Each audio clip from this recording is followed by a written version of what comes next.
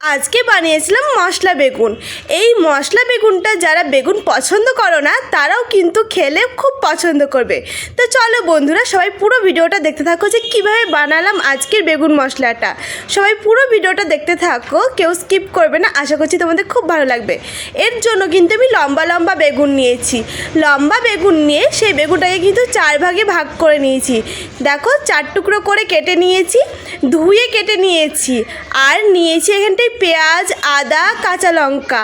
পেঁয়াজগুলো কিন্তু একটু বড় বড় করেই কেটে নিয়েছি। এবার একটা মিক্সিং জার নিয়ে মিক্সিং জারের মধ্যে দিয়ে দেব কেটে রাখা পেঁয়াজগুলো। পেঁয়াজ দেওয়া হয়ে গেলে তারপর এর মধ্যে দিয়ে দেব আদা আর কাঁচা লঙ্কা, আর দিয়ে দেব জিরা। জিরা দিয়ে সামান্য পরিমাণে জল দিয়ে খুব ভালো করে কিন্তু পেস্ট করে নিতে হবে। লঙ্কার পরিমাপটা কিন্তু তোমরা নিজেদের মতো করে দিয়ে নিও, যে যেরকম ঝাল খাও। খুব সুন্দর করে একটা পেস্ট করে নিয়েছি। চলো এবার কড়া বসিয়ে দিই। কড়া গরম হয়ে গেলে তারপর দিয়ে দিচ্ছি সর্ষের তেল। সর্ষের তেলটা খুব ভালো করে আগে গরম করে নিয়েছি। তারপর দিয়ে দেব একে একে বেগুনগুলো। যেই বেগুনগুলো এক্ষুনি কেটে রেখেছিলাম সেই বেগুনগুলোই কিন্তু দিয়ে দিচ্ছি একে একে। সব বেগুনগুলো তো একবারে জায়গা হবে না, তাই যেটুকু আগে জায়গা হচ্ছে সেগুলোই দিয়ে দিচ্ছি। বেগুনের মধ্যে কিন্তু আমি লবণ হলুদ মাখাইনি, তোমরা চাইলে লবণ হলুদ হালকা করে মাখিয়ে নিতেই পারো। এবার বেগুনগুলোকে বেশ ভালো করে ভেজে নিতে হবে, বেশ লাল লাল করে ভেজে নেব। এক পিঠ ভাজা হয়ে গেছে, এবার উল্টে দিচ্ছি। আর একটা দিকও তো ভেজে নিতে হবে। গ্যাসের ফ্লেমটা লো টু মিডিয়ামে রেখে কিন্তু বেগুনটাকে ভেজে নিচ্ছি, হাই করলে আবার জ্বলে যাবে। তো চলো, এই বেগুনগুলো তো ভাজা হয়ে গেছে। এবার ভালো করে তেল ঝরিয়ে তুলে নিতে হবে বেগুনগুলোকে। বেগুনে কিন্তু প্রচণ্ড পরিমাণে তেল লাগে, সেই হিসেবেই কিন্তু তেল দিতে হবে। আর তেল সত্যিই অনেকটা খেয়ে নেয় যেন বেগুন। চলো বেগুনগুলো তুলে নিয়ে এবার তেল থেকে আবার এই তেলের মধ্যেই কিন্তু যে বেগুনগুলো বাকি আছে সেগুলোও ভেজে নেব। ঠিক একই রকমভাবে এই বেগুনগুলোও কিন্তু ভেজে নেব। বেশ লাল লাল করেই বেগুনগুলোকে ভেজে নিতে হবে। তোমরা যদি বেগুনের মধ্যে লবণ হলুদ মাখাও কিন্তু খুব কম পরিমাণে মাখাবে, নইলে আবার লবণ বেশি হয়ে গেলে ভালো লাগবে না। চলো বেগুনগুলো ভাজা হোক, ততক্ষণ আমরা মশলাগুলো মিক্স করে নিই। পেস্ট করে রাখা মশলাটা একটা বড় বাটির মধ্যে নিয়ে নিলাম। তারপর মিক্সিং জারে ধোয়া জল একটুখানি দিয়ে দিলাম, যেহেতু মশলা লেগে আছে একটুখানি জল দিয়ে ওই মশলাটাও নিয়ে নিলাম।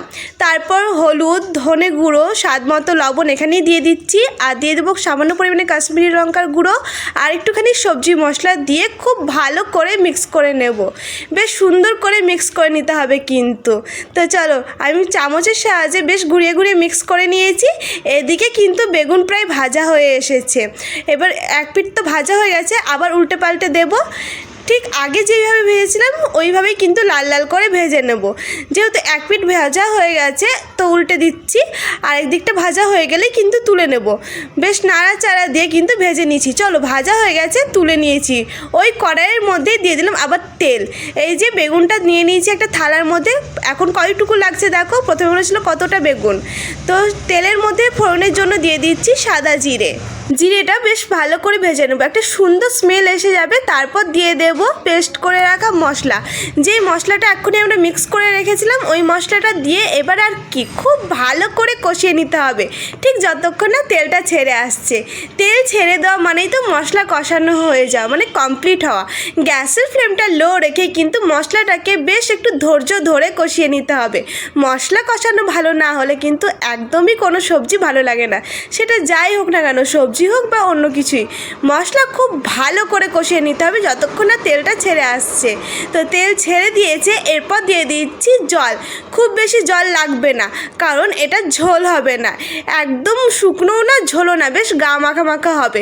সেই পরিমাণ বুঝেই কিন্তু জলটা দিয়ে ভালো করে মিক্স করে গ্যাসের ফ্লেমটা হাই করে দিয়েছি। ঝোলটা ফুটে গেছে, তারপর ভেজে রাখা বেগুনগুলো দিয়ে দেব। ভেজে রাখা বেগুনগুলো দিয়ে খুব ভালো করে নাড়াচাড়া দিয়ে নিতে হবে। খেতে কিন্তু সত্যি অসাধারণ হয়। তো চলো এবার আমি কিছুক্ষণের জন্য ঢাকা দিয়ে রেখে দিই, যাতে বেগুনের মধ্যে জল মশলা খুব ভালো করে ঢোকে। তো কিছুক্ষণ পর কিন্তু ঢাকা খুলে নিয়েছি। খুব বেশি ঢাকা দেওয়ার প্রয়োজন পড়বে না, বেগুন তো এমনিতেই গলে যাওয়ার ভয়ে থাকে। তো চলো খুব ভালো করে আবারও নাড়াচাড়া দিয়ে নিচ্ছি। দেখেছো ঝোলটা কতটুকু আছে। এইবার কিন্তু নামিয়ে নেব, ঠান্ডা হলে কিন্তু আরেকটু জমে যাবে।